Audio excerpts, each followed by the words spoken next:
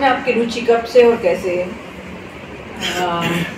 देखिए, मैं अपना थोड़ा जर्नी बता दूं पहले। बिल्कुल कि मेरा विवाह बहुत जल्दी हुआ, थैंक्स टू माय मदर। और मैं सागर आई और जब यहाँ आने के बाद मैंने पूरा अपना एजुकेशन कंप्लीट किया। मैंने बीए भी किया, फिर एमए किया सागर यूनिवर्सिटी से। बच्चे छोटे थे तभी मैंने पीएचडी भी किया। और इंग्लिश में काफ़ी मेरा कमांड है, इंग्लिश लैंग्वेज में मैंने लिटरेचर में पीएचडी किया। फिर मैं थोड़ा सा लिखती भी हूँ। और टीचिंग में मदर का ही इंस्पिरेशन, मदर के ही गुण मेरे अंदर आए हैं। तो मुझे टीचिंग में बच्चों के साथ बहुत मज़ा आता है, बहुत इंटरेस्ट था। तो मैंने ऑनररी टीचिंग चालू किया बच्चों के साथ में। और स्कूल में मैंने 30 साल तक बोर्ड एग्ज़ाम का इंग्लिश पढ़ाया है। ये बहुत कम लोगों को मालूम है, पर क्योंकि मैंने कभी किसी से कुछ लिया नहीं है, क्योंकि मेरी मदर हमेशा, मदर और मदर की मदर कहती हैं कि विद्या दान ये सबसे बड़ा दान है। इसलिए मैं देना चाह रही थी, जो मैंने सीखा है मुझे देना है, मुझे चाहिए कुछ नहीं। तो इसलिए मैंने फ्री में बच्चों को पढ़ाना, जो भी बच्चे मेरे पास आते थे मैं सबको पढ़ाती हूँ। स्कूल में जाके अभी भी 30 साल हो गए मैं स्कूल में इंग्लिश पढ़ाती हूँ। अच्छा, फिर सागर में रहते रहते करीब 50 वर्ष हो गए मुझे। तो मैंने सोचा कि, और फिर कोविड आ गया था बीच में। तो कोविड के समय मेरे अगेन मदर के गुण ऐसे थे कि खाली नहीं बैठा गया मेरे से, कुछ करना है। तो जब खाली समय था तो मैंने सोचा कि क्यों ना एक ट्रिब्यूट के तौर पे, बुंदेलखंड में मुझे रह के 50 वर्ष हुए हैं, क्यों ना मैं अपने, ये एक मेरी मातृभूमि हो गई है, उसके लिए कुछ मैं लिखूं, कुछ उसके बारे में लोगों को बताऊं। और ईश्वर की कृपा से मैंने पूरा विश्व भ्रमण किया है। और जहाँ भी मैं जाती हूँ तो मुझे लोग पूछते हैं कि आप कहाँ रहते हो। पुणे भी जाती हूँ तो लोग पूछते हैं कहाँ रहते हो, और उनको मुझे बताना पड़ता है कि मैं सागर में हूँ। तो सागर कहाँ है, तो सागर कहाँ है ये बताने के लिए उनको बताना पड़ता है मध्य प्रदेश में है, बुंदेलखंड क्षेत्र में है। तो मैंने सोचा क्यों बताना पड़े लोगों को कि सागर कहाँ है और बुंदेलखंड कहाँ है। तो मैंने ठान लिया था कि मैं बुंदेलखंड को, सागर को एक नेशनल लेवल पे ले जाऊं, लोगों को पता पड़े कि बुंदेलखंड कहाँ है और कितना रिच है। और वो मैंने, फिर मैं 3 वर्षों तक मैंने इस पे रिसर्च किया, पूरा बुंदेलखंड की स्टडी, सिर्फ एमपी का बुंदेलखंड, अपने जो 7 डिस्ट्रिक्ट्स हैं, सागर, दमोह, पन्ना, टीकमगढ़, निवाड़ी, छतरपुर, ये सब 7 डिस्ट्रिक्ट्स को मैंने कवर किया। तो इसको तो लॉन्च भी अपने सीएम ने किया था। हाँ, चीफ मिनिस्टर। तो ये जब बुक मेरी बनी तो मैंने सोचा कि इसको मैं लोगों तक कैसे पहुंचाऊं। सिर्फ मैं लिख के और उसको प्रिंट करके पब्लिश करके ये पढ़ेगा कौन, मैं चाह रही थी कि इसको लोगों तक पहुंचाऊं। तब मेरे दिमाग में विचार ये आया कि क्यों ना शासन को इसमें जोड़ लूं मैं। तो फिर मैं मिली अपने पर्यटन मंत्री से, और उनसे मैंने रिक्वेस्ट किया कि मैंने इस तरह से लिखा है तो एक पर्यटन को भी बढ़ावा मिलेगा बुंदेलखंड के बारे में। मैंने लिखा है पूरा हिस्ट्री, ज्योग्राफी, लोकेशन, पूरा फोर्ट्स, टेम्पल्स, पूरा कंसोलिडेटेड इंफॉर्मेशन बुंदेलखंड का मैंने लिखा।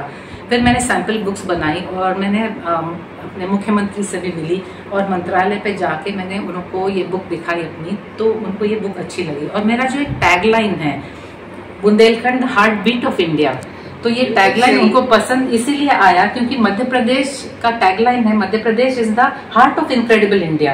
ये पूरे इंडिया में है, पर मैंने कहा जब Madhya Pradesh is the heart of incredible India, but Bundelkhand which is deeply nestled within Madhya Pradesh is the heart beat of India.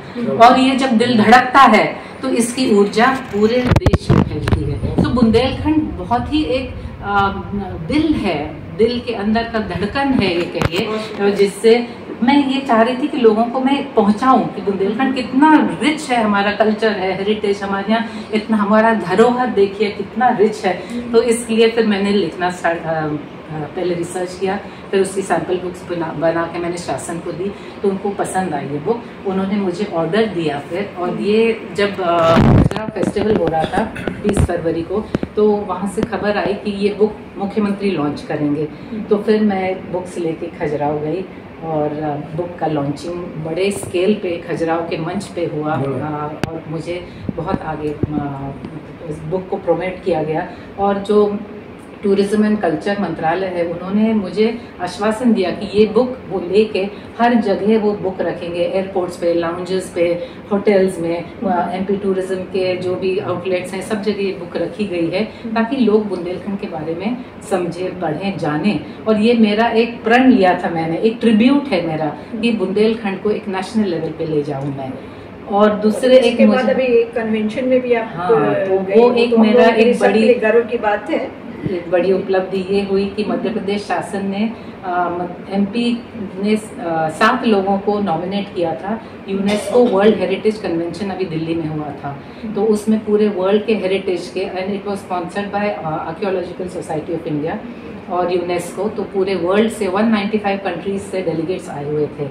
तो मध्य प्रदेश को रिप्रेजेंट करने के लिए मुझे नॉमिनेट किया गया, तो मैं मध्य प्रदेश को नॉमिनेट करने यूनेस्को वर्ल्ड हेरिटेज कन्वेंशन में, जिसका लॉन्च मोदी जी ने किया था, तो मुझे बड़ा मैं प्राउड फील करती हूँ कि मोदी जी हम सबने प्राउड फील किया क्योंकि आप हम सबके रिप्रेजेंटेटिव थी, एक तरह से रिप्रेजेंट कर रही थी हम सबकी भावनाओं को। एक बड़ी उपलब्धि वो मिल गई मुझे, और मेरा जो एक था एक ट्रिब्यूट टू बुंदेलखंड, ये मेरा एक सार्थक हो गया कि मैं बुंदेलखंड को दिल्ली तक पहुंचाया। और वहाँ पर जो मंडपम में एक स्टॉल्स लगे थे, एग्जीबिशन लगा था, वहाँ मध्य प्रदेश के स्टॉल में मैंने अपनी बुक रखी, वहाँ लोगों ने पढ़ा उसको, और मेरा मतलब जो मकसद था वो मैं जहाँ तक ईश्वर की कृपा से पूरा करा। और इस सब में मेरा सबसे बड़ा सहयोग मेरा पति देवता है। वो हमेशा मेरे साथ में रहे हैं, मेरा प्रोत्साहन किया है, और इवन जब बच्चे छोटे थे तो मैंने पीएचडी भी किया, बहुत परेशान किया, पर मेरा जो एक मदर का जो एक इंस्पिरेशन था, मुझे करना था, मोटिवेशन था, तो हमेशा उनका साथ रहा है, वो सब जगह मेरे साथ रहा है। जरूरी है महिलाओं के लिए, घर से जब उनको सपोर्ट मिलता है तो वो बहुत कुछ कर सकती हैं, और अगर घर के लोग ही दबा दे तो फिर नहीं हो पाता है, वो टैलेंट दब के रह जाता है। और भी कोई बुक आई है इसके बाद आपकी? पहले तो एक ये कॉफी टेबल बुक बनाई मैंने, जिसमें फोटोग्राफ्स, और फोटोग्राफर मेरा थाईलैंड से मैंने बुलवाया था, वर्ल्ड वाइल्ड लाइफ फोटोग्राफर, जो नेशनल ज्योग्राफिक में उनके फोटोज पब्लिश होते हैं, तो उनको मैंने बुला के और मध्य प्रदेश में, एमपी में घुमा के उनसे सब फोटोग्राफ्स बनाए।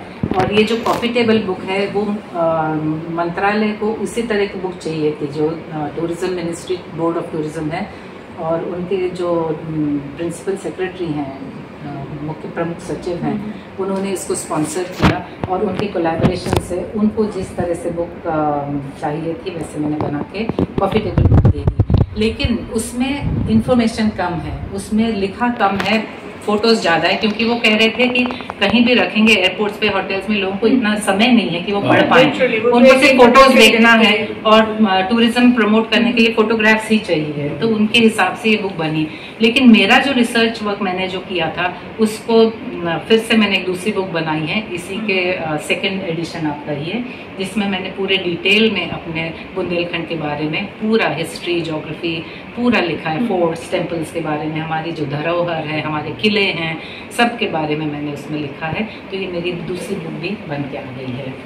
तो अच्छा, ये बताइए कि आपकी जो माँ है वो तो 5 भाषाओं की ज्ञाता है, आप कितनी भाषाओं में लिखती हैं या बोलती हैं? हाँ, मुझे भी 4 भाषाएं आती है। मैं इंग्लिश में तो हुई, इंग्लिश, हिंदी, और अब बुंदेलखंडी भी अब आने लगी है यहाँ रह के इतने वर्षों से, और मराठी मेरी फ्लुएंट है क्योंकि मदर टंग है मराठी, और फ्रेंच भी थोड़ी बहुत मदर से सीखी है, तो उसमें भी मैं बोलती हूँ। तो 4-5 लैंग्वेजेस तो मुझे भी आती हैं। और इस तरह संस्कृत भी थोड़ा बहुत आती है। संस्कृत सीखा तो है पर बोलना नहीं आता है, तो जो पढ़ा हुआ है जो स्कूल में।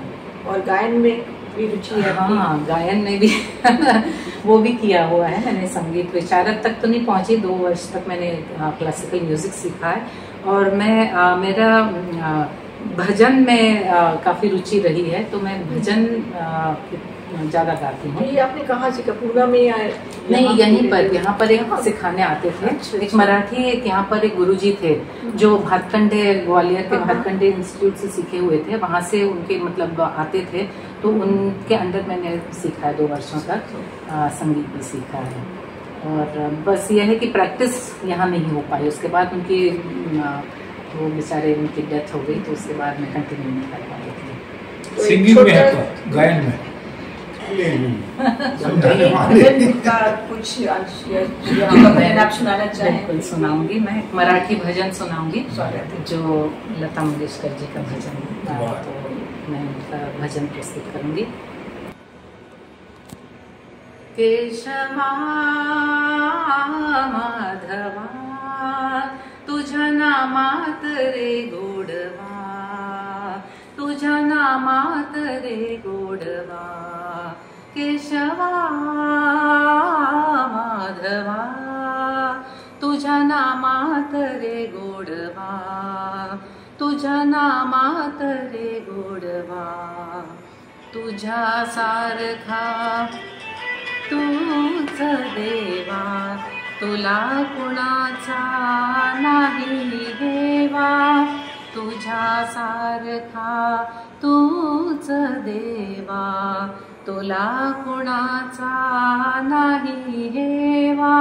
वेळोवेळी संकटातुनी तारीशी माधवा, केशवा माधवा तुझ्या नामात रे गोडवा, तुझ्या नामात रे गोडवा। वीर धनुर्धर पार्थासाठी चक्र सुदर्शन घेऊन हाती, रथ हाकुनिया पांडवांचा, रथ हाकुनिया पांडवांचा। पळविशी कौरवा, केशवा माधवा तुझ्या नामात रे गोडवा, तुझ्या नामात रे गोडवा। केशवा माधवा तुझ्या नामात रे गोडवा, तुझ्या नामात रे गोडवा, तुझ्या नामात रे गोडवा। बहुत सुंदर, सधी हुई आवाज से आपने बहुत ही प्यारा गाया आपने। बहुत सुंदर भजन में गाती हूँ, ऐसा लगा जैसे कहीं और पहुंच गए हो, किसी और दुनिया में, एक आध्यात्म की दुनिया। मुझे बुलाते हैं भजन गाने, महाराष्ट्र समाज में काफी मैं जाके भजन गाती हूँ। अभी गणपति उत्सव में भी हर सब जगह में भजन का ही मुझे है रुचि। बहुत सुंदर। और कुकिंग में क्या है आपका इंटरेस्ट? कुकिंग में तो है ही, ऑफ कोर्स घर पे सब चीजें बनाती हूँ मैं। कोई स्पेशलिटी ट्रेडिशनल कुकिंग या कुछ? ट्रेडिशनल कुकिंग तो मदर से जो सीखी हुई है, मम्मी से ही सीखी हुई। अभी आपने लड्डू खाए मेरे हाथ के, बहुत टेस्टी थे वो तो। मैं बनाती हूँ हमारे मराठी। वो किस चीज के थे? सूजी और नारियल के, और वो भी नारियल जो गीला नारियल जो वहाँ पर महाराष्ट्र में होता है ना, गीले नारियल और सूजी का लड्डू बनाया था। तो कोई अगर सीक्रेट ना हो तो मेथड बता सकते हैं? हाँ बिल्कुल बता सकते हैं, बिल्कुल बता सकते हैं। सूजी है, बहुत सिंपल है बनाना। वो सूजी 4 कटोरी ले लीजिए, और गीला नारियल जिसको हम लोग उसको मशीन से निकालते हैं, वो इसको मिला के फिर उसको घी में भूंज लेते हैं अच्छे से, और फिर उसकी एक तार चाशनी बना के उसमें डाल के फिर जब सूख जाता है तब लड्डू बनाते हैं। चाशनी बनाना भी अपने आप में कला होती है। अगर वो थोड़ी बहुत भी गड़बड़ हुई तो पूरी फिर डिश गड़बड़ हो जाती है। बिना तार की चाशनी, तार वाली, एक तार की, एक तार, तो जिसमें सूजी फूल जाती है, और थोड़ा उसको जब ठंडा होता है तब फिर लड्डू बनते हैं। बहुत सिंपल है पर अच्छे लगते हैं सबको। मानना पड़ेगा, बहुमुखी प्रतिभा की धनी है, हर चीज आपको आती है। और बहुत अच्छा लगा, इसीलिए आपसे मिलके बहुत अच्छा लगा, इतनी चर्चा करके बहुत खुशी हुई। जब कोई महिला आगे बढ़ती है, अच्छा हाँ, महिलाओं की बात मतलब अब आ ही गई है, तो कोई मैसेज आप देना चाहेंगी महिलाओं के लिए? महिलाओं के लिए यही है कि वुमेन एम्पावरमेंट आजकल बहुत चल रहा है, एंड वी कैन सी कि हर क्षेत्र में महिलाएं आगे आ रही हैं। और इसी तरह मैं तो सबको प्रोत्साहन देती हूँ, सबको बोलती हूँ, स्टूडेंट्स को मैं पढ़ाती हूँ, हर किसी में जो भी टैलेंट है उसको आगे लाना बहुत ज़रूरी है। और आजकल लड़कियाँ काफ़ी कुछ आगे निकली हैं, हम लोग देखते हैं, बहुत अच्छा लगता है कि वुमेन एम्पावरमेंट सही में देखा जा रहा है। तो लड़कियों को मैं यहीं आगे बढ़ाती रहती हूँ इसी तरह से। बहुत अच्छी बात है, बहुत बहुत धन्यवाद है आपका। Thank you.